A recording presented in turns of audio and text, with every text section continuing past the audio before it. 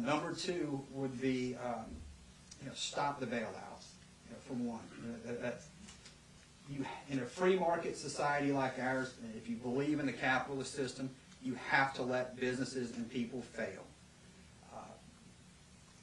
When there was of course, this is at the heart of my campaign and why I'm here, of course, is the bank bailouts, the TARP program back in '08.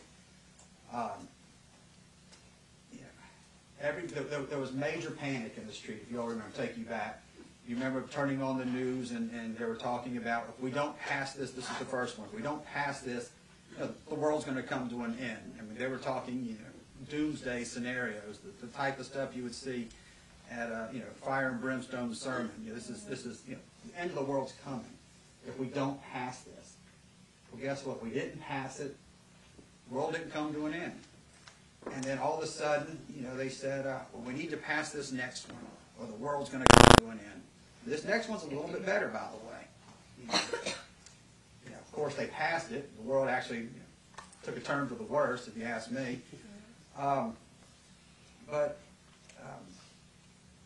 It goes back to the principle of letting things fail. Because now what's happened since we passed these bank bailouts and these rescue programs is we've not allowed the bottom to show itself.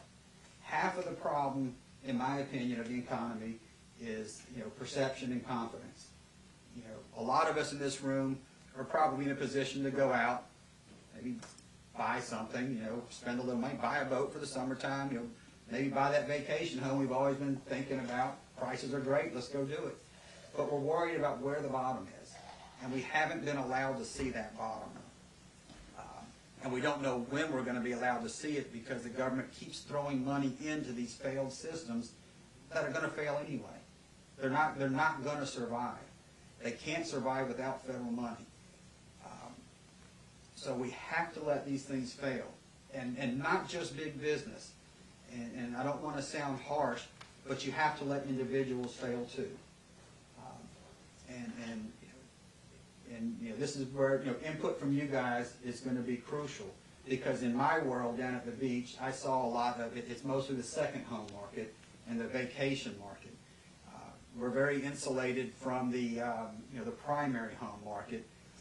I'll get to that in a second, but you have to let the people who went out and bought 2-3 condos on pre-sale or whatnot, putting 1% down in a letter of credit, hoping they're going to flip it and become millionaires overnight.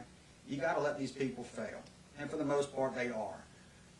Individuals who went out and bought houses on speculation, where a house might have cost $200,000 2 years ago, now we're costing $500,000, and they were buying them up. You got to let these people go broke, file bankruptcy, I should say, because it's part of the system. They took a risk. There was a risk out there. They took it, and you know what? It didn't work.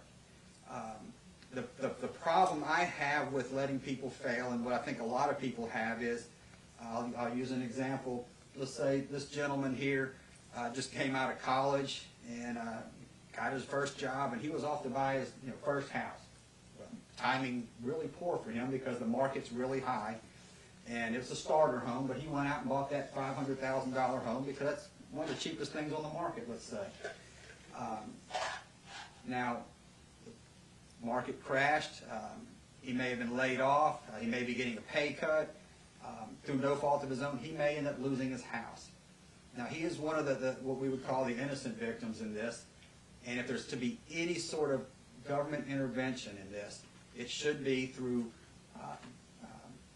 a loan program, maybe a guaranteed loan program or some sort of program like that to let him go out and file bankruptcy. Okay, he's got to take his spanking. He bought something, he can't afford it.